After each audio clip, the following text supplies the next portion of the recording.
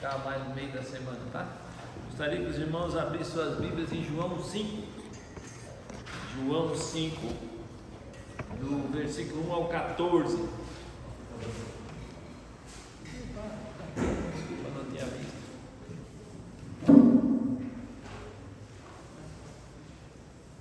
João 5, do 1 ao 14.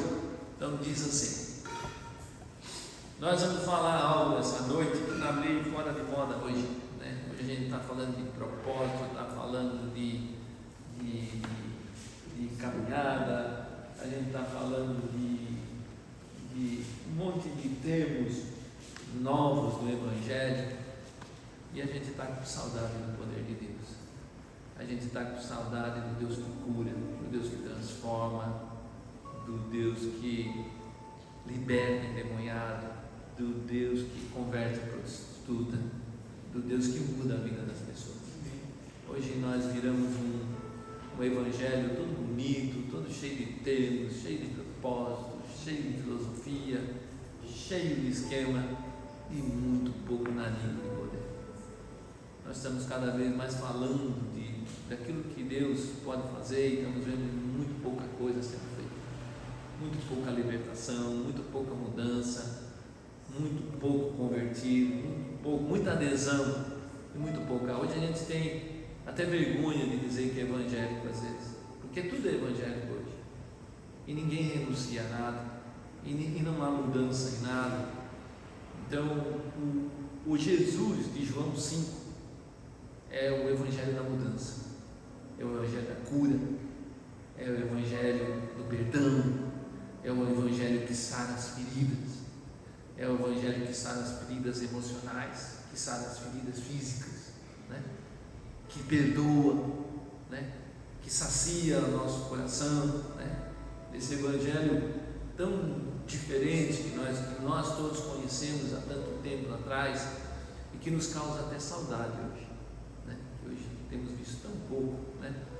É esse Jesus que é apresentado ali em João 5. Não há nenhum discurso, não há nenhuma homilia, não há nenhum novo nascimento, não há nenhuma justificação, não há nada disso. Há um cidadão que está lá há 38 anos, abandonado, jogado, sem esperança, totalmente desesperançoso, e Jesus vem para dar esperança a esse mundo.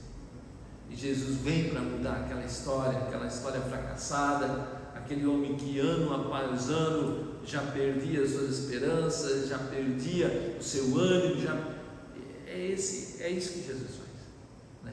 Esse é o Jesus que nós precisamos. Então ele fala assim, passadas essas coisas, havia uma festa dos judeus, e Jesus subiu para Jerusalém, a maior festa que, né? Os judeus gostavam muito de festa dos tabernáculos, festa da Páscoa, festa da colheita, festa de Pentecostes, né? É um povo extremamente festeiro. Ora, existia ali, junto à porta das ovelhas, um tanque chamado em hebraico Betesda, que queria dizer casa de misericórdia. Betesda era como se fosse ali o hospital público da cidade. Então ali ficavam todos que tinham malária, ficavam todos que tinham endemoniados, todos paralíticos, coxos. Era como se fosse o SUS ali, ficava tudo em Betesda, né? Tudo era jogado ali, gente que não tinha mais esperança, gente que não tinha mais como sair dali, gente que a família já não ligava mais para ele, gente que a sociedade já não tinha mais, ficava ali, né? Jogado ali, certo? Nesses jazia uma multidão. Então aqui o evangelista João fala de um número grande de pessoas, né? Não era pouco, era o SUS mesmo ali, né? Era o São José ali criolado, né? Certo? O São José, a gente vai lá na ala lá tem coisa bonita lá no São José, né? Não passa de um hospital, é lugar de doença, lugar de dor, lugar de angústia. O hospital sempre é um lugar triste, né? Infelizmente. Nesse jazia uma multidão de enfermos, cegos, coxos, paralíticos, esperando que se movesse a água. Portanto, um anjo descia ali, 7 tampas, agitando, e o primeiro que entrava no tanque, uma vez agitada, sarava de qualquer doença, né? Estava ali um homem enfermo, já havia 38 anos. 38 anos, né? Quanta desesperança, quanta promessa, quanta tristeza, né? Ano após ano, e nada mudava na vida dele, certo? Jesus vendo-o deitado, então, no meio daquela multidão toda, que João fala de coxos, paralíticos, cegos, Jesus avista um. Jesus se identifica com alguém, né? Ele sempre sabe o que nós precisamos, e Ele sabe qual é a nossa doença que o pecado nos causou, né? Jesus vendo-o deitado no meio daquela multidão, Ele viu aquele, sabendo que estava ali há muito tempo. Ele sabe tudo, Ele sabe até porque que o cara estava ali. Perguntou: queres ser curado? E respondeu o enfermo: Senhor, eu não tenho ninguém que me ponha nesse tanque. E o problema dele já não era mais físico, o problema dele já passava a ser psicológico também, porque ele já tinha perdido a esperança, ele já tinha perdido a fé. Quando a gente passa muito tempo num problema, quando uma mãe tem um filho drogado há muitos anos, quando uma esposa vê o marido adulterando sequencialmente, quando a gente se enfia no problema por muitos anos, a gente acaba perdendo a esperança. A gente acaba assim, não é que a gente fica incrédulo, né? Mas a gente acaba assim se esgotando espiritualmente e era a situação desse homem. Tanto é que a Bíblia fala que a boca fala que o coração está cheio. E quando Jesus fala com ele, ele despeja toda a mágoa dele. Jesus, só não tem ninguém que me coloque ali, eu não tenho condições de ir ali. E assim há muitas pessoas, né, que muitas vezes a gente não sabe porque elas estão tão magoadas, porque elas estão tão feridas, né? E na verdade é assim. Às vezes a pessoa teve uma adolescência dura, um pai que a molestou, um pai violento, um pai que não deu carinho, né? Uma mãe ausente, né? Se você, por exemplo, vai ver a história de Spurgeon, você vai ver que ele não nega a sua depressão. E nós aqui no meio, graças a Deus que eu tenho a cabeça muito boa, né? Nós no meio cristão, tantas vezes foi dito que o cidadão que era depressivo era demônio. Como é que está isso na Bíblia? Isso é ignorância, né? Ignorância da grande, né? Certo? Eu creio que na Bíblia a única pessoa que não foi depressiva foi Caleb, tirando o resto, até Paulo teve seu problema. Elias pediu a morte, né? Certo? Então, meus irmãos, tem pessoas que têm mais tendência à depressão, né?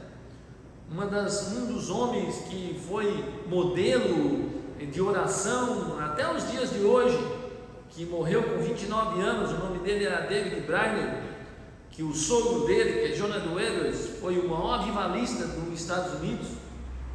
Esse cidadão, ele aprendeu a orar com o seu genro, e esse cidadão, o David Brainerd, ele fala várias vezes na sua biografia da depressão que ele tinha, né? Só que era algo que já vinha na família dele. Só para os irmãos terem ideia, na família de Brainerd, todos os irmãos dele, com menos de 35 anos, todos os 4 irmãos morreram. Ele perde todos os irmãos de maneira assim muito rápida, certo? Então, tem pessoas que mesmo cristãs, mesmo sendo nascidas de novo, mesmo sendo fiéis, são propensas à depressão, né? E nós temos que saber lidar com isso, orar por essas pessoas, ser sensível a elas, né? Ver, né, o que elas carregam. Às vezes pessoas que não tiveram o amor do pai, às vezes pessoas que não tiveram uma família, desassistidas de tudo, né? Eu me lembro quando há anos atrás, né, por graça e misericórdia de Deus, eu trabalhei com as meninas lá na Abadeus, né, e essas meninas eram colocadas lá porque eram tiradas da família. Muitas vezes o pai era alcoólatra, muitas vezes o pai era traficante, muitas vezes o pai era estuprador, infelizmente, e aí eram recolhidas das famílias, né? E as meninas às vezes eram violentas. Quando a gente chegava lá, elas muitas vezes queriam até agredir a gente, porque é um comportamento delas, né? É a defesa delas, elas aprenderam, o mundo ensinou elas, né? E às vezes a igreja tem que ter essa sensibilidade de ver o que tem atrás daquela violência, o que tem atrás daquela mágoa, o que tem atrás daquela pessoa, né? A igreja precisa ter essa compaixão e ter os olhos de Cristo, como Cristo teve para esse homem aqui, né? Cristo não deu uma resposta, né? Como a gente diz aqui, deu no rim dele, né? Não, Cristo não se portou assim. Ele despeja a mágoa dele. Jesus, eu não tenho ninguém que me ponha no tanque. Quando a água é agitada, né? Eu sou sozinho, eu estou aqui abandonado, a minha família me deixou aqui, né?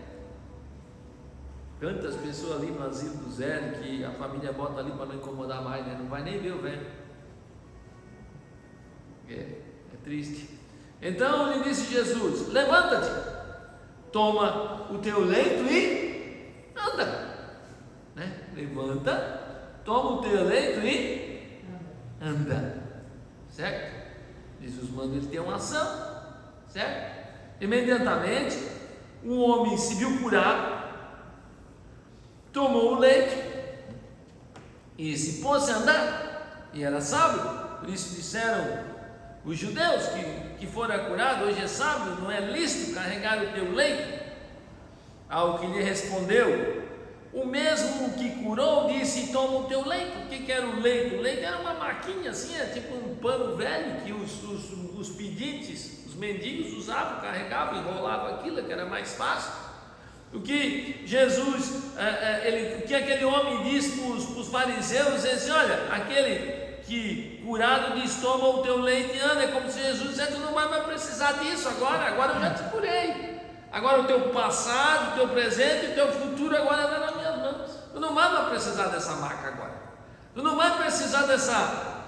Pode enrolar isso aí, acabou. Amém? Acabou. A tua história agora está mudando.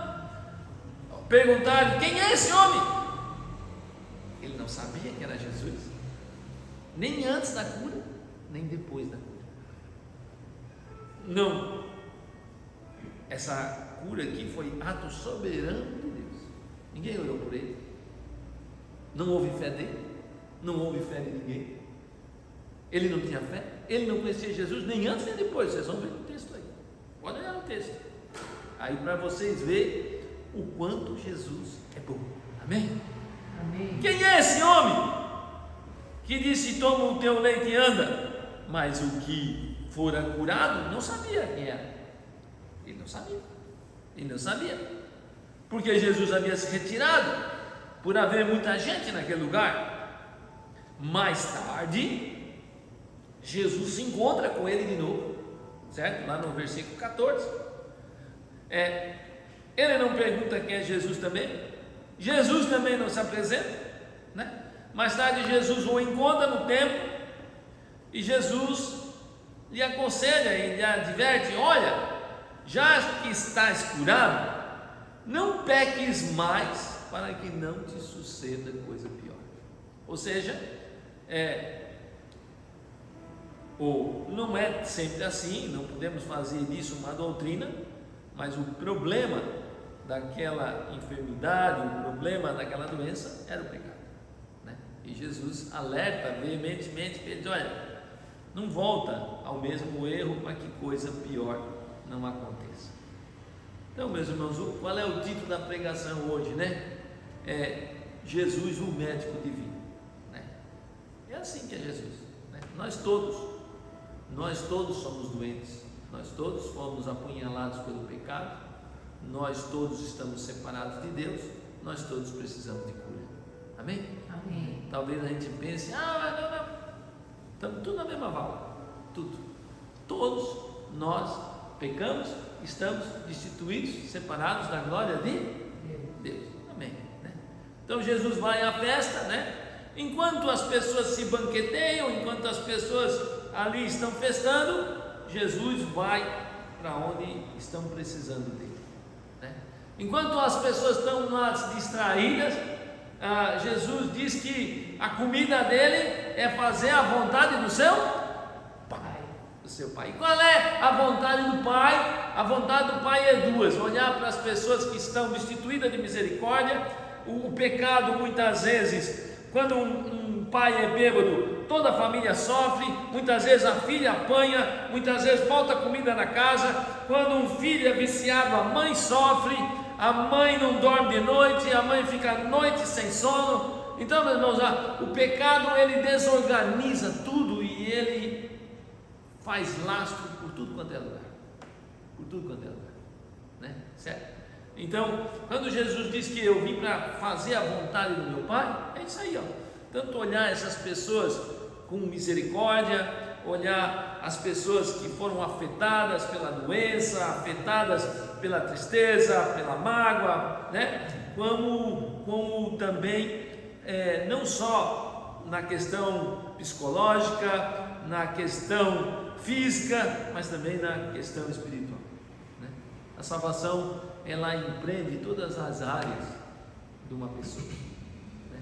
Todas, íntegra a salvação, ela trabalha em tudo, certo?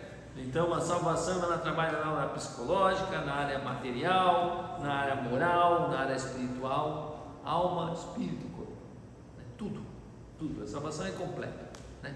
Certo? O Senhor vai trabalhando, certo? Então, o objetivo da igreja, o que é, pastor? O objetivo da igreja é ser um hospital que acolhe o doente, né? Talvez nós estamos aqui e nós não sabemos a maioria da história das pessoas hoje. Né? Há pessoas pensando em tirar a vida, há pessoas que não têm o que comer, há pessoas que o pai abandonou, há pessoas que tem lá 10 irmãos com pais totalmente diferentes. Tem tudo na igreja, tem tudo. E a igreja tem que ter é um hospital, né? É um hospital. E esse é o Evangelho. O Evangelho vem para isso, para curar as pessoas, né? Ver o que Jesus falou, né? Lá em Mateus 11, né? Esse é o Evangelho. O Evangelho é isso, né? Mateus 11, 5, 6 diz assim: olha, os cegos vêm, os coxos andam, os leprosos são purificados, os surdos ouvem, aos pobres está sendo pregado o Evangelho. O pobre aqui, ele é aquela pessoa faminta, é aquela pessoa que tem fome da palavra de Deus, que tem sede da sua presença. E bem-aventurado aquele que não acha em tropeço, né? Marcos 16 também fala um pouquinho disso, desse Evangelho, do poder de Deus, da transformação, de algo que muito pouco se fala nos dias de hoje, né? Mas se passa batido. Hoje é o propósito, hoje não sei, tem tanto termo novo aí que eu nem acompanho mais, né? Mas Marcos 16, 17 e 18 diz assim, ó: esses sinais hão de acompanhar o que creem, em meu nome expelirão demônios, falarão novas línguas, pegarão em serpentes, e se alguma coisa mortífera beberem, não fará mal, e se impuserem as mãos sobre os enfermos, eles ficarão curados. Esse é o Evangelho, né? Certo?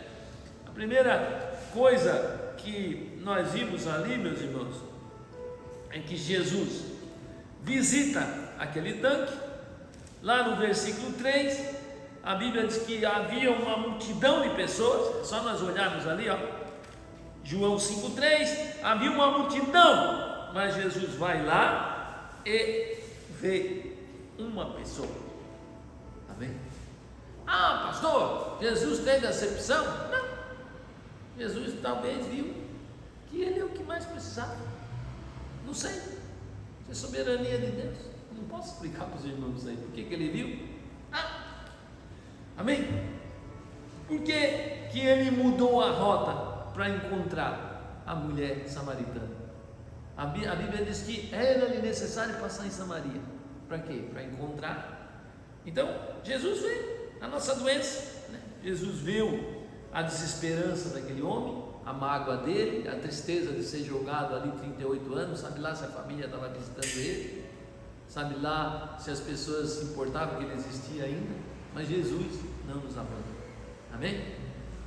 A Bíblia diz que ele não nos deixa nem nos desampara. A Bíblia diz que ainda que a minha mãe ou meu pai me deixar, o Senhor me acolherá, amém? Um dos cidadãos que mais orava na Escócia, né?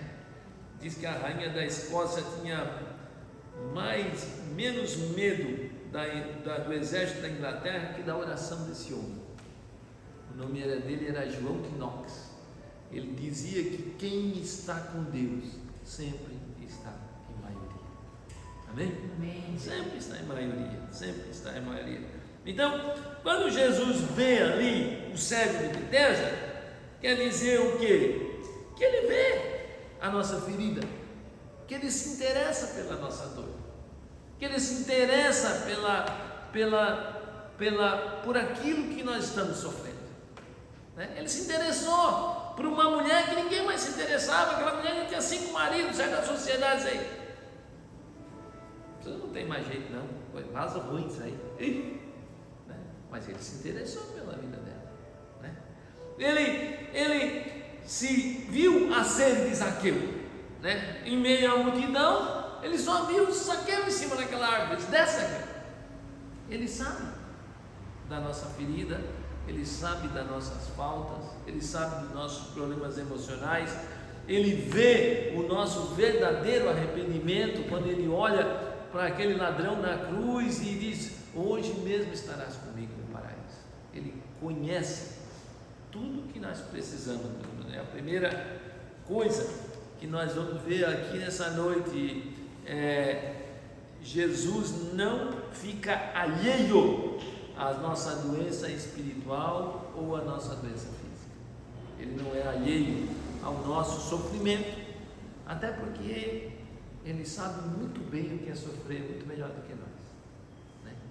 Ele sofreu muito mais do que nós, tanto de maneira física como de maneira espiritual. Nós não temos Hebreus nos fala que nós não temos um sumo sacerdote que não conhece a nossa dor, mas ele conhece porque ele sofreu, né? Tanto fisicamente como espiritualmente. Fisicamente, de ser rejeitado, né? Psicologicamente, de ser abandonado por todos, de ser traído, de ser cuspido, né? Moralmente, de ter um julgamento totalmente imparcial, errôneo, que ele não tinha culpa de nada, que foi totalmente tramado, tudo um conluio. E espiritualmente, porque nos 3 dias ele vai, né, e sofre a maior carga que poderia sofrer, levando toda a ira de Deus sobre o seu corpo, quando ele vai, né, naqueles 3 dias, e ele conquista toda a nossa salvação. Então ele sofre em todas as áreas, certo? É isso que nós podemos. Por isso ele tem capacidade para nos curar, por isso ele tem capacidade para nos restaurar, por isso ele tem capacidade para ajeitar cada detalhe da nossa vida, cada detalhe da nossa vida, né? Certo? Outra coisa que nós vamos ver ali no versículo 6, ali ó, versículo 6, certo? É que ele não é, o homem está ali, o homem está diante do autor da vida, o homem está diante daquele que pode mudar a sua história, mas o homem está fraco, o homem não tem mais força, o homem não tem mais fé, o homem não tem mais esperança, o homem já não acredita em mais nada. E nós vamos ver ali no versículo 6 que não é ele, mesmo ele estando diante daquele que podia mudar toda a sua história, quem toma a iniciativa da cura dele é Jesus. É só vocês verem ali, ó, Jesus vendo deitado e sabendo tudo que ele passava, sabendo a dor que ele tinha, sabendo a desesperança que ele tinha, o abandono que ele tinha, a mágoa que ele tinha, tudo que ele tinha, tudo aquele homem tinha, certo? Ele pergunta: quer ser curado? Né? Então ele toma iniciativa, certo? Então Jesus abre a porta da esperança para as pessoas. Amém? Por isso, meus irmãos, convide alguém sempre para vir no culto. Nós não sabemos, não precisamos saber pregar não, mas Jesus pode mudar a vida da pessoa. Amém? Pode, né? Quantos testemunhos que eu vi de pessoas assim, que dizem: olha, eu levei a pessoa porque queria se matar, a pessoa nunca se converteu, quem se converteu foi eu. Quantos testemunhos a gente tem assim, de pessoas que foram levar alguém na igreja e a pessoa nunca se converteu, e a pessoa que foi levar é que acabou se convertendo, né? Certo? Porque Jesus toma a iniciativa de nos alcançar, Ele sabe o que nós precisamos, né?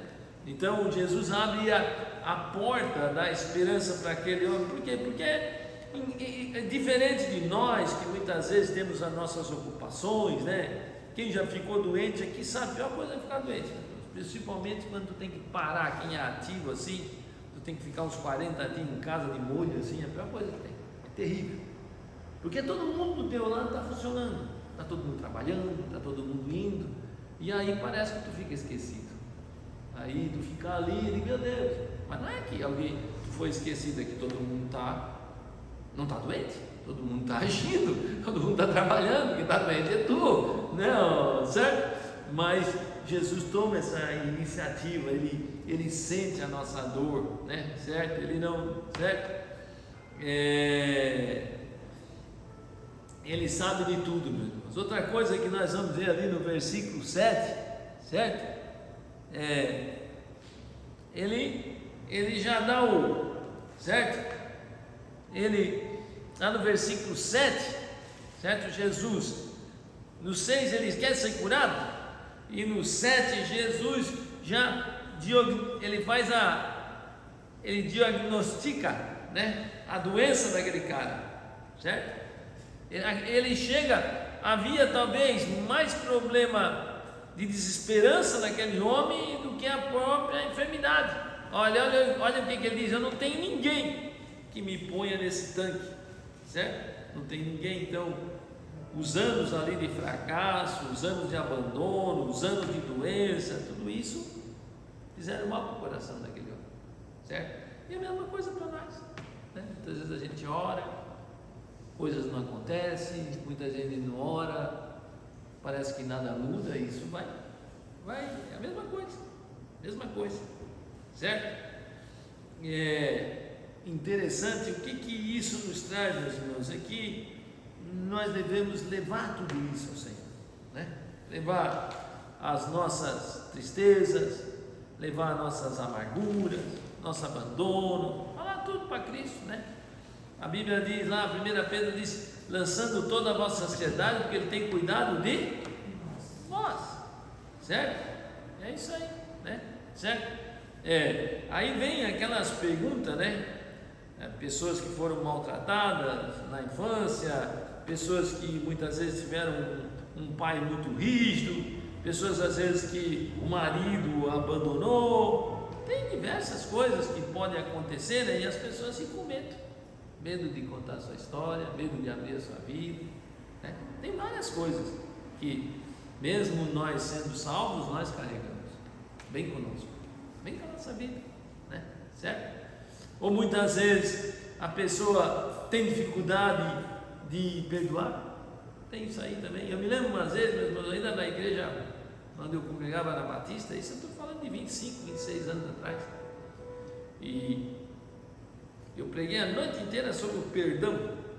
Naquele dia eu cheguei lá em casa e digo: nunca mais vou pregar na vida, porque a gente era novo, né? E a gente acha que quando prega tem que dar um monte de aleluia, tem um monte de alegria, tem que ter um monte de coisa, e acha que o que está acontecendo lá no púlpito é porque as pessoas estão gostando. Não, nós temos que pregar a palavra. E eu vou dizer uma coisa para os irmãos: nós não temos responsabilidade nenhuma, porque quem vai levar a palavra para o coração das pessoas é o Espírito Santo, né? E aquela noite eu preguei, mas cheguei bem triste. Eu digo: não quero mais nem subir no púlpito, né? Me lembro que às vezes eu pregava, eu tinha tanta vergonha assim, ficava até com torcicólogo, eu só olhava para o lado assim, não conseguia nem virar para cá, de tão nervoso que eu ficava. Às vezes o pescoço só ficava para o lado, ainda bem que era para a direita, né? Já era bom. E aquela noite eu falei sobre perdão. Aí passou uns 4 meses, eu voltei lá naquela igreja, na Estação Cucal, e aí tinha uma senhora que veio falar, uma jovem senhora, devia ter uns 36, 37 anos. Aí ela chegou e disse assim: olha, aquela noite que tu falou sobre o perdão, fazia 22 anos que eu não falava com meu pai e com a minha mãe, eu não perdoava eles. Aí ela assim, eu não sou cristã, mas o senhor, tu precisa ver o que aconteceu quando eu disse que queria perdoar eles e quando eu me reconciliei. Foi como se uma muralha fosse tirada de mim, ela disse, né? Certo? Então, meus irmãos, são coisas assim que a Bíblia diz: irai-vos, mas não pequeis. O perdão é algo tão sério que Jesus ele não quer nem que a pessoa dê a sua oferta. Ele diz: olha, quando tu for trazer a tua oferta, vai lá e primeiro te reconcilia com teu irmão. Então, quando nós pastor, mas o cidadão fez uma coisa ruim para mim, tu pode ficar triste, mas não precisa deixar brecha para que entre no teu coração, né? Uma mágoa, uma coisa dessa. Então, muitas vezes nós começamos ficamos lembrando, né, de coisas, de pessoas, de coisas que fizeram com nós, né? Hoje eu quero dizer para ti nessa noite, meu irmão, que o Senhor tem um lugarzinho certinho para botar ali a nossa falta de perdão, nossos maus tratamentos, aquilo que nós achávamos que não foi bem feito na nossa vida. A Bíblia diz que o Senhor coloca tudo no mar do esquecimento. Era ali um compartimento bem certo para botar ali, né? Certo? Agora nós temos que parar com essa ideia, certo? Que perdoar quer dizer não lembrar mais. Sempre vai lembrar, né? Sempre vai lembrar, né? Perdoar não quer dizer, se alguém te fez algo mal, se alguém não correspondeu, tu vai lembrar, tu não tem amnésia, certo? Perdoar não é esquecer. Perdoar o que é? Passar por cima daquilo, olhar aquilo ali e não sentir mais dor. Isso como Paulo dizia: esquecendo das coisas que para trás ficam, eu sigo para o alvo da soberana. Esquecendo das tristezas, esquecendo das mágoas, eu continuo. Amém? Eu continuo, certo? Então é isso aí, meus irmãos. Perdoar significa viver além do que aconteceu. É isso que é perdoar. Viver além do que aconteceu. É isso aí, né? Não quer dizer esquecimento. Não. É lembrar sem sentir dor. Lembrar sem sentir mágoa. Por quê? Porque Jesus já levou. Porque Jesus já perdoou, né? Porque Jesus, ou então muitas vezes a gente, olha, eu não entendo isso, mas Senhor, eu coloco diante de ti, né? Certo? É isso aí, meus irmãos. Outra coisa que nós vamos ver aqui, lá no versículo 8 agora, certo? É que Jesus dá uma ordem maravilhosa. Quantos anos que esse cidadão estava ali? Quantos anos? Vocês viram no texto que ele estava ali, o cidadão? Quantos anos? Não há nenhuma história tão longa, tão miserável, tão dura, que Jesus não possa mudar. Amém? Não? Certo? Vocês se lembram do cidadão do Templo de Formosa? Quantos anos estava ali? 40. Certo? A mulher hemorrágica, 12 anos. Lázaro, né? Já cheirava mal. Tem a história da mulher encurvada, que era endemoniada, 18 anos.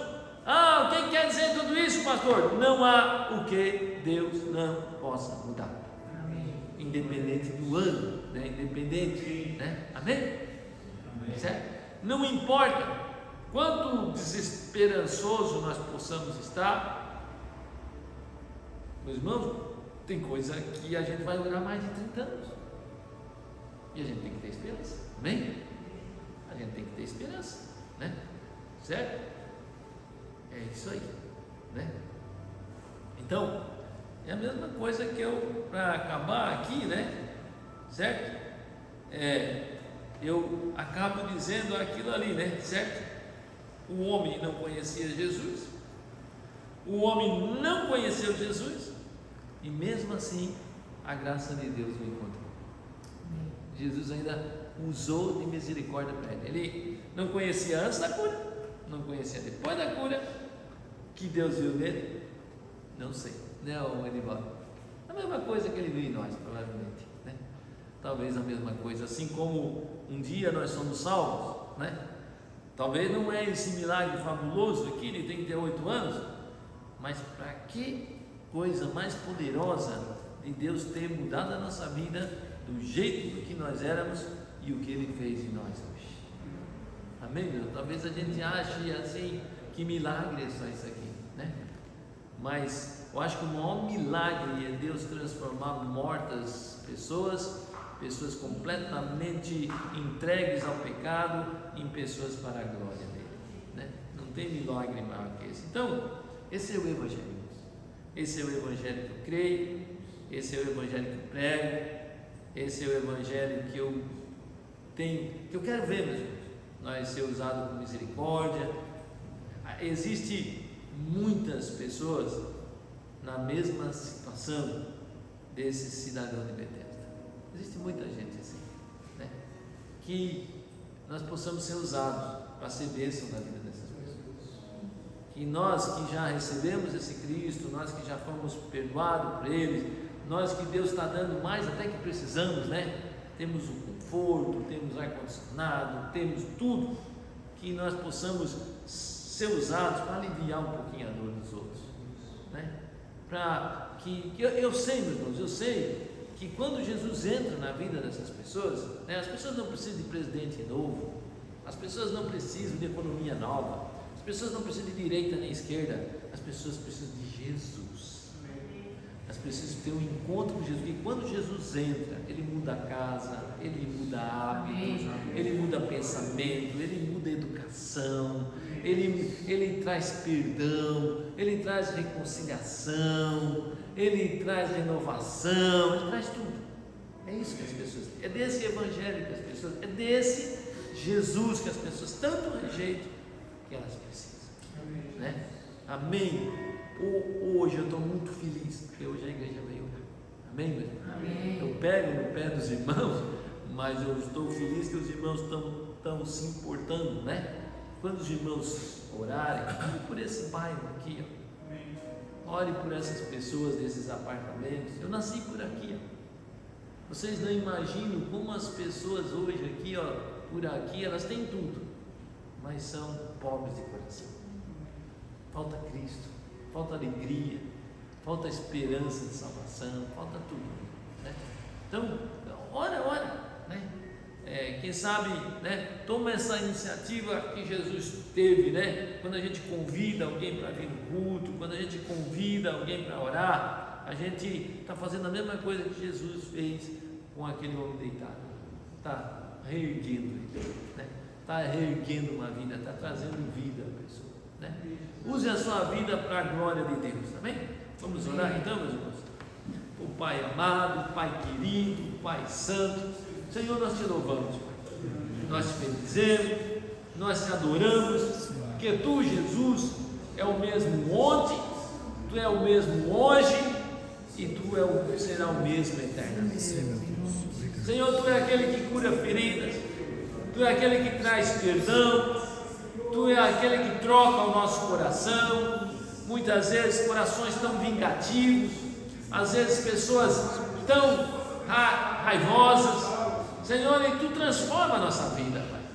Tu transforma o nosso coração, Tu transforma nossas iniciativas, Tu transforma os nossos pensamentos, Tu entra na nossa vida, Tu entra na nossa casa.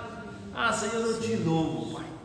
Eu te louvo, Pai, porque Tu sempre tomas iniciativas, Pai.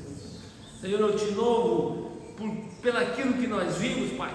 Tu não pregou nenhum sermão sobre aquele homem, Tu não acusou do pecado que ele tinha, Tu só perguntou o que Tu queres? Tu queres ser curado? Senhor, há tantas pessoas que precisam ser curadas, há tantas pessoas que precisam desse encontro com Cristo, há tantas pessoas que estão na mesma desesperança daquele homem. Passou passou 10, passou 20, passou 30, 35 anos e nada mudou, Senhor, até que o médico dos médicos chegou, até que o Senhor que cura a alma que o Senhor que transforma a vida, o Senhor que tira a mágoa, o Senhor que limpa o pecado, o Senhor que dá esperança, que dá ânimo. Ah, meu Pai, aquele Senhor, assim como há tantas pessoas fracas, que estão completamente deitadas como aquele homem, não consegue mais vir nem numa igreja, não consegue nem força para escutar a Tua palavra, não tem mais esperança de nada, estão completamente desesperançosas, Pai.